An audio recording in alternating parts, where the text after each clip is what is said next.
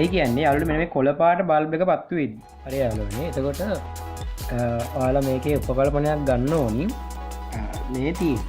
ඒ කියන්නේ මෙන්න මේ ඇතුලේ තියෙන බොක්ස් එක. මෙන්න මේ බොක්ස් එක.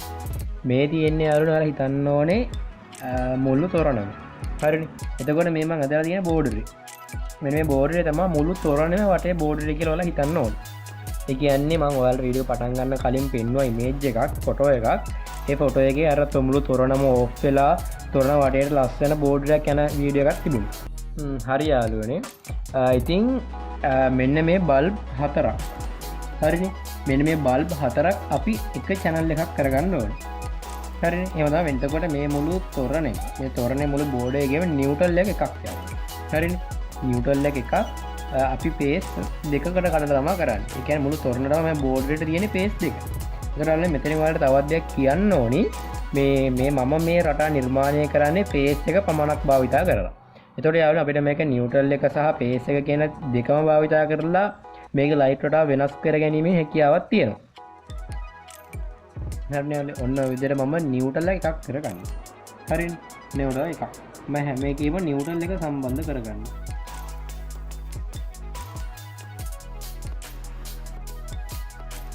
ඊට පස්සේ මම කරන්නේ ලයිට් හතර නිව්ට්‍රල් එකතු කරපු එක මේ මුළු තොරණෙම නිව්ට්‍රල් එක ගන්න එකක් කරන්න යන්නේ. හරිනේ. මේ තොරණේ වැඩ ගන්න නිව්ට්‍රල් එකම එකක් කරන්න යන්නේ. එතකොට යාළුවනේ මේකේ බල්බ් ප්‍රමාණයත් එක්ක අපිට නිව්ට්‍රල් එකක් බැරි වෙයි. ඒතකොට අපිට නිව්ට්‍රල් 3කට 4කට වගේ මේ තොරණ කඩා ගන්න පුළුවන් නම් හොඳයි. මොකද නැත්තම් වයර් එකේ ලෝඩ් එක වැඩි වෙලා ගැටලු ඇති වෙන්න පුළුවන්. ඒ හින්දා නිව්ට්‍රල් 4කට විතර කඩා ගන්න මම මෙතනදී මගේ පහසුවට නිව්ට්‍රල් එකකට මේ ඔක්කොම දැන් හදා ගන්නවා.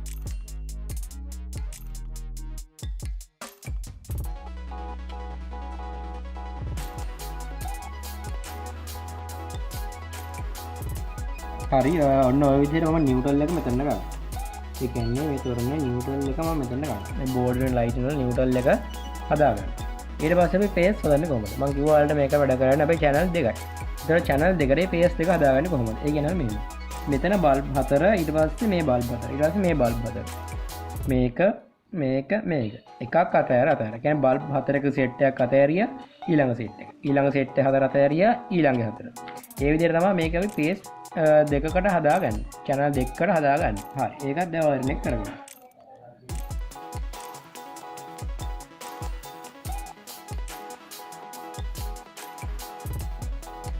ඔන්න ඔය විදිහට මම මේකේ එක පේස් එකක් හදාගන්න.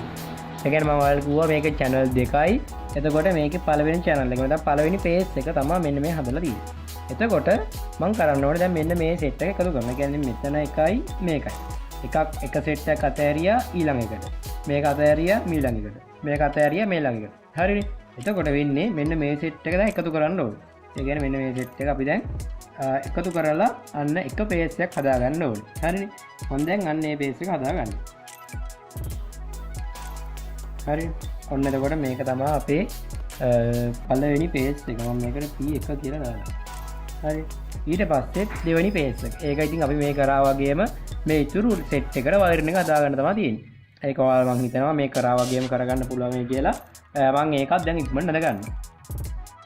හරි යාළුවෝ. ඔන්න ඔය විදිහට මම මේකේ channel ටික හදා ගන්නවා. ඒ කියන්නේ ඔයාලට මේක පැහැදිලිව පේනවා ඇති.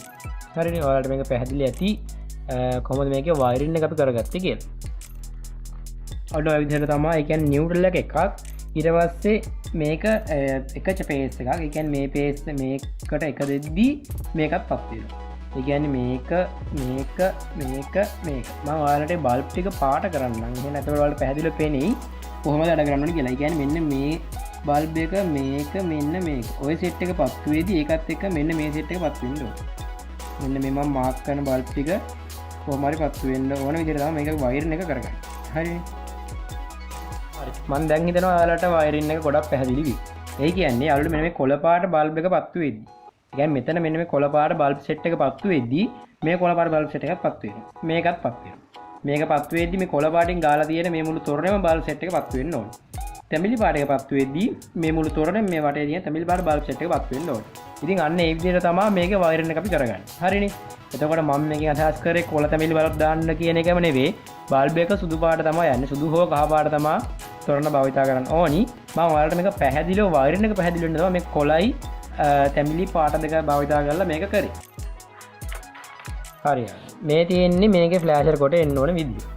හරිනේ. එතකොට යාළුවනේ මෙතනත් ඔයාලට මම අර කලින් වීඩියෝස් වල කිව්වා වගේම වෙන්න ඕනේ දෙයක් තියෙනවා. මෙන්න මෙතන. මේ XCM. එතනත් XCM. හරිනේ. එතකොට මෙන්න මේකෙන් මම මේ මොකද්ද පැහැදිලි කරලා දෙනවා. දැනටමත් දන්නවා. මෙතනින් මේ ගන්න දුරම මෙතනටත් ඒ දුර තියෙන්න ඕනේ. මෙතනටත් තියෙන්න ඕනේ. අනේ දුරවල් සමාන වෙන්න ඕනේ කියන එක තමයි මෙතනින් මේ ඉස්මතු කරලා තියෙන්නේ. ඔයාලට පේන්නලා තියෙන්නේ. හරිනේ. මෙතනත් XCM කියන්නේ මේක සමාජ රාශියනේ තියෙන්නේ. ඒ සමාජ රාශිය අන්න සමානව තියෙන්න ඕනේ කියන එක තමයි මෙතනින් කියලා තියෙන්නේ. හරි. එතකොට මේකේ අවුට්පුට් ටික තියෙන්නේ කොහොමද? මෙන්න මේ විදිහට. හරිනේ. මෙන්න මේ විදිහට තමයි අපි channel ගන්න. මේ තියෙන අපේ page එක දෙන තැන. මේ තියෙන අපේ page out කරන තැන. ඒ කියන්නේ ඔයාලට මතකයි මම මෙන්න මේ විදිහට light වඩා නිර්මාණය කරලා මෙන්න මේ විදිහට light වල මෙතන තියෙනවා. මේ තියෙන්නේ page set එක ගන්න තැන, neutral එක දෙන තැන. ඉතින් ඒ විදිහට ඔන්න මෙතන හදලා තියෙනවා මේ page එක කියන එක. මෙතන page දෙක ඔයාලා දන්නවනේ. හරි. එතකොට ඔන්න ඔය විදිහට තමයි මේකේ සම්බන්ධතාවය තියෙන්නේ. එතකොට යාළුවනේ මෙන්න මේ pattern එක. මෙන්න මේ pattern එක ඉවර වෙන තැනින් මෙන්න මේ pattern එක පටන් ගන්න ඕනේ. මේ pattern දෙක අතර යාළුවනේ පැහැදිලි වෙනසක් තියෙනවා.